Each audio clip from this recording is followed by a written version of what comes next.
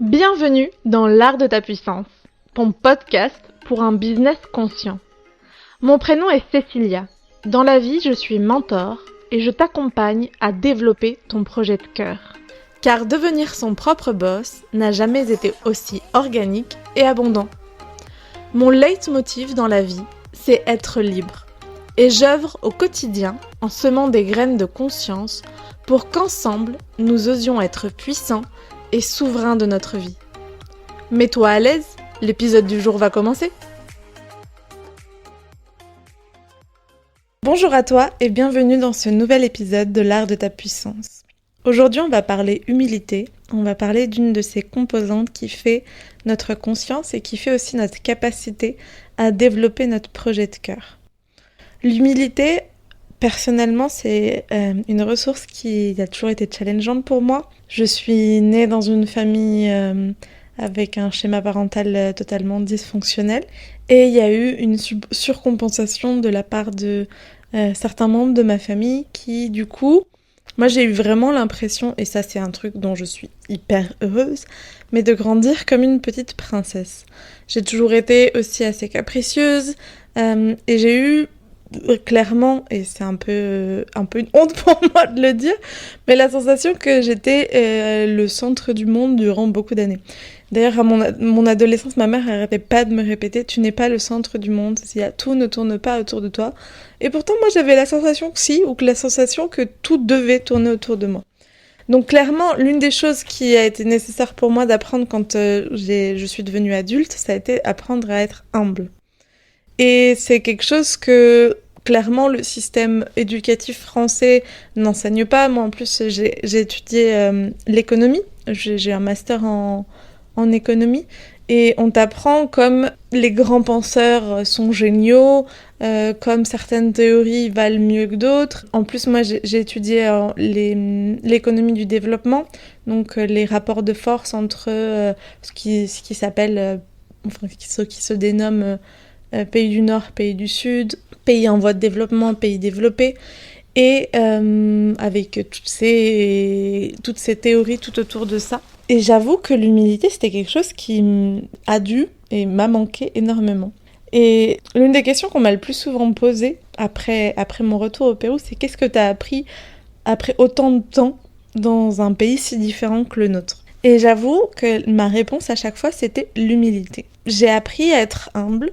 Alors, je ne sais pas si je suis totalement humble, mais je pense qui est vraiment 100% humble depuis cet espace d'une vraie humilité. Pas d'un « je me fais plus petit parce que je ne m'assume pas, parce que je pense que je ne vaux pas », mais plutôt « je sais que je ne vaux ni plus ni moins que personne » et que je fais partie d'un système bien plus grand que moi et en même temps que je participe à ce système. Pour moi, c'est ça la vraie humilité, c'est de reconnaître sa place à l'intérieur du tout et de reconnaître qu'on fait partie d'un tout. Et pourquoi est-ce que j'avais envie de parler de ça aujourd'hui ? Au-delà pour certainement faire un aveu et je crois aussi laisser un témoignage de... On est tous et toutes différents et on a tous et toutes notre bagage émotionnel, notre bagage intellectuel, psychologique, familial avec lequel on démarre notre vie. Et que si peut-être certains et certaines d'entre vous peuvent se reconnaître dans cette envie d'être au centre de tout, de se montrer, d'être présent et de cette sensation qui sont peut-être un peu déconnectées de cette réalité, l'humilité fait du bien. Fait du bien parce que il enlève aussi beaucoup de pression, je trouve. Ça ramène énormément de légèreté, de liberté dans notre quotidien parce que souvent cette besoin d'être visible vient aussi avec un perfectionnisme, avec cette idée de la petite fille qui a envie d'être absolument vue, reconnue par ses parents, par son père, par sa mère. Et c'est un schéma qu'on continue de reproduire au quotidien avec tout le monde.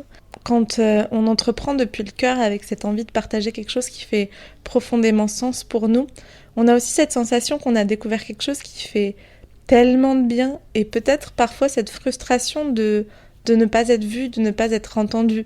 On cherche de nouveau l'approbation extérieure. Et c'est là que l'humilité peut faire du bien parce que ça peut nous permettre simplement de nous repositionner, de communiquer depuis le cœur.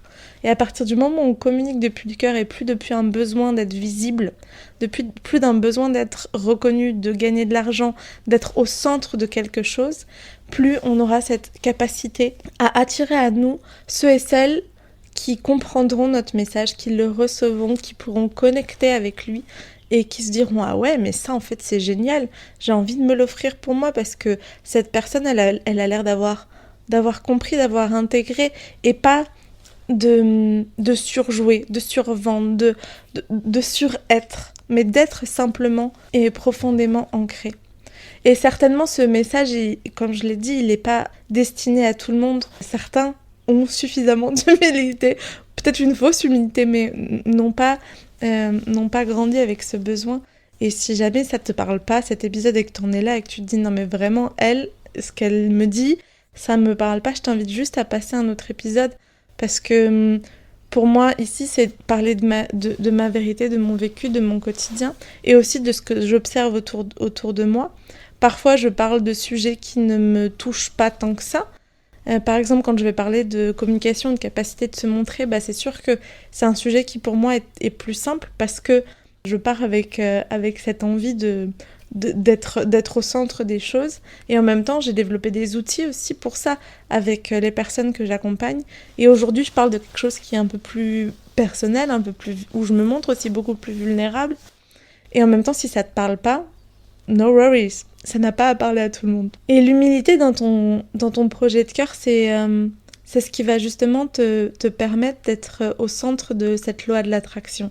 Parce que sans humilité, les actions que tu mettras en place auront toujours cette saveur à ego, cette saveur à toujours plus, à se montrer. Et pas se montrer pour briller, mais à se montrer pour performer. Et performer, la performance ne fait pas sens dans un projet de cœur, dans un business aligné. Dans un business aligné, on ne cherche pas la performance. On cherche un résultat, certes. On a un objectif, certes. Mais surtout, le plus grand résultat, le plus grand objectif qui doit nous animer, c'est celui du kiff, celui de la joie, celui de l'impact, celui de la transformation, celui de la conscience. Et là, dans la conscience, une des composantes, c'est l'humilité. C'est cette capacité à revenir simplement dans notre corps, dans notre vérité, à écouter nos émotions et à parler, à communiquer depuis notre cœur, autant qu'on a envie, mais sans avoir besoin d'écraser l'autre, d'être au-dessus de l'autre, d'être supérieur à l'autre. Juste en ayant envie de partager avec lui quelque chose qui fait sens pour nous. Tu vas certainement te demander, ok, ça fait 10 minutes là que tu me parles d'humilité, c'est génial, mais comment est-ce que je fais ça? Si tu te reconnais, comment est-ce que tu peux faire ça? Moi, ma meilleure maîtresse sur cette question d'humilité, c'est la nature. C'est prendre du temps dans la nature à observer le mouvement de la vie, le mouvement des gens, et sans avoir besoin d'être dans le jugement. Et du coup, on en arrive à mon deuxième conseil.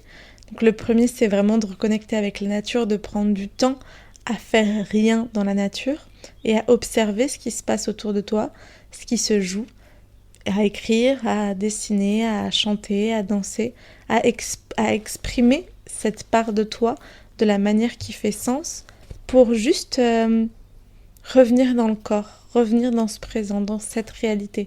Parce que plus tu es présente, plus tu es connecté, moins il y a de raison de ne pas être humble. Donc plus l'humilité va se développer aussi naturellement et simplement pour toi. Et la deuxième invitation que je vous inviterai à faire, c'est vraiment à te dissocier de tes pensées, à te dissocier surtout de tes jugements, à comprendre que ces jugements-là, parce que c'est souvent ces jugements-là qui poussent cette idée d'être vu, donc le jugement de « je ne suis pas assez », le jugement de l'autre aussi, on peut avoir une opinion sur quelqu'un d'autre et penser que cette opinion a une valeur intrinsèque au-delà de qui l'on est nous. Se détacher de notre jugement interne nous permet de comprendre que nos pensées sont juste des opinions qui sont émises par une part de nous, mais qu'elles ne nous déterminent pas, qu'elles ne nous définissent pas. Et du coup, ça va stopper à la racine cette pulsion de se mettre en avant, cette pulsion de se glorifier, voilà, tout ce qu'on peut faire quand on n'est pas forcément humble. Et pour moi, ça a été vraiment ces deux choses à la fois. Reconnecter à la nature et reconnecter à moi, à mon essence, et me détacher de ce qui faisait que j'étais pas moi, et notamment ces pensées qui me mettaient toujours en comparaison, en jugement, en déficit souvent. Et c'est parce que je me sentais en déficit à l'intérieur de moi que par le caractère que j'ai, je poussais, enfin je me mettais en avant. Parce que bien sûr, j'ai parlé de cette réalité qui est la mienne de mon enfance, de cette petite princesse que j'ai eu la sensation d'être. Et je sais que ce n'est pas dû qu'à mon environnement familial, mais aussi à la personne que j'étais, à cet être qui était venu incarner à l'intérieur de moi et qui avait envie de briller. Et qui avait profondément envie de briller, envie d'être, envie d'impacter, d'avoir une vie pleine en couleurs, une belle vie. Et c'est aussi cette petite flamme à l'intérieur de moi qui a fait que, combinée à cette surprotection de certains membres de ma famille qui m'ont mis énormément en avant, il y a comme un complexe, comme un syndrome qui s'est développé et qui a fait que pendant très longtemps, j'ai manqué de cette capacité de reconnaître que ouais, j'étais juste Cécilia. J'étais pas plus que personne d'autre. Et c'est un voyage en soi de revenir vers plus d'humilité. C'est un très très beau voyage. Moi je sais que quand j'étais au Pérou, je me rappelle que mon ex un jour m'a dit... je sais plus exactement quelle phrase, mais que j'ai le mot en espagnol, mais je n'ai pas sa traduction en français. L'idée, ce serait un peu que j'agissais comme une enfant pourri gâtée. Et à l'époque, j'étais manager d'une équipe d'une dizaine de personnes, de volontaires, de bénévoles, d'employés, qui développaient des projets sociaux pour une entreprise sociale dans les Andes de Lima, la capitale du Pérou, et on co-organisait tout avec la personne avec qui partageait ma vie à cette époque-là. Et moi, je commençais à faire face à des petits problèmes de management avec certaines parties de l'équipe, et c'était les locaux. Et mon ex, qui lui n'était pas du Pérou mais était vénézuélien, m'a dit que j'agissais comme une enfant pourri gâtée.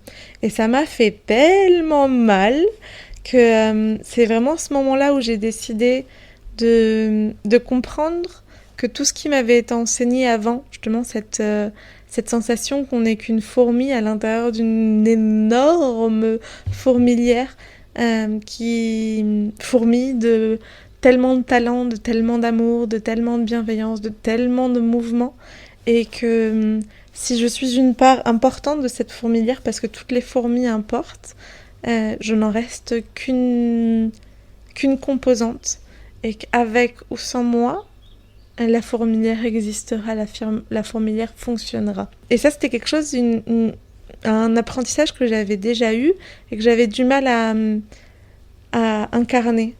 Et ça se voyait énormément dans mes relations humaines.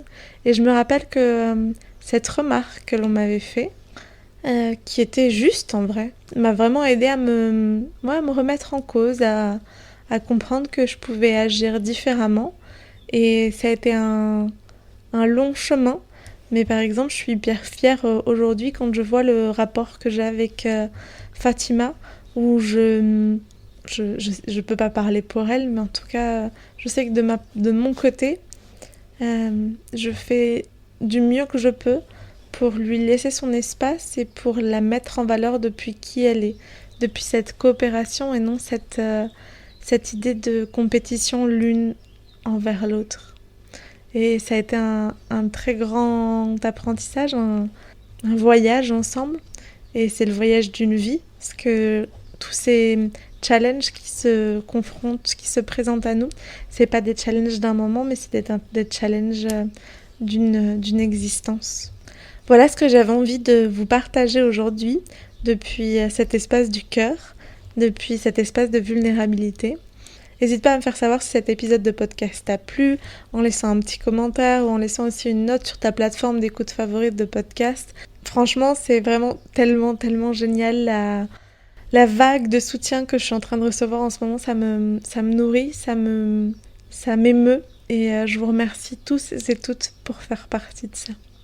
Je vous souhaite une très belle journée et à très vite. Et si tu as apprécié ce que tu viens d'écouter, je t'invite à nous rejoindre sur l'Instagram de Kaluna, @KalunaVaisesi, où tu peux aussi réserver un appel découverte avec moi pour sentir les synergies se créer. À très vite!